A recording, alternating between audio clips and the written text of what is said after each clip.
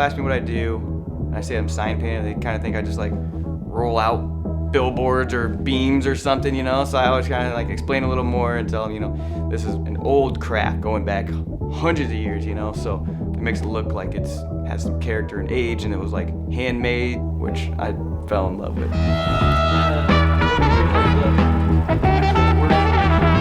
Hand lettering, it just kind of fell into my lap, I think, somehow. I was getting a bike pinstriped at Gary Morgan's shop here in town, and got to talking with him a little bit while he was doing it. He could just tell I was like mesmerized watching him pull those lines, and I was like in love with what he was doing. It's like, you know, you want to come by and hang out a little bit, you know, I'll show you some stuff, and you can help out around the shops. I'm like, all right, I'll be here tomorrow. And from that point forward, I just went in there every day and helped out and learned as much as I could.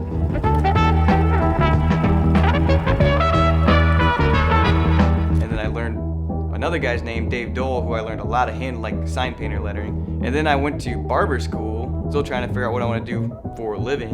And then once I got in barber school, my friend was like, dude, you need to get on Instagram. I didn't have a cell phone, I just had a landline. So he started Instagram for me, started posting some of my paintings for me, and it just blew up. It went crazy. Like, all these tattooers like hit me like, hey man, we want to sign for our window, we want to sign for this. So right then and there, I was like, well, I'm gonna finish barber school, but I'm not even gonna take the test. I'm just gonna like finish it because I'm here, but I'm definitely gonna be doing this full time. And that's when it just kind of went crazy. It's kind of like fell in my lap somehow. I don't know. I was no good with cell phones, but Instagram like really put it together for me.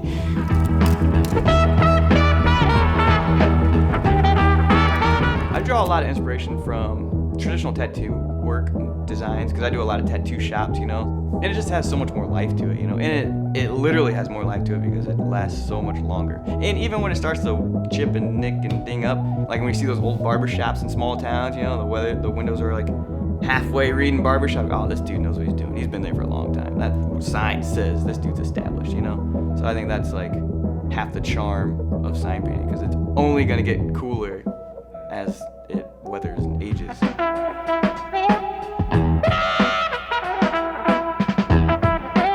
I love the clientele that I have. They always want fun stuff. And they give me a lot of freedom, so by the time I draw it out and get it halfway started and rolled out and base coated and all that stuff, you know, come tomorrow, I'm like, man, I want to get that thing moving. Like, I'm equally as pumped on it as they are to order it, you know?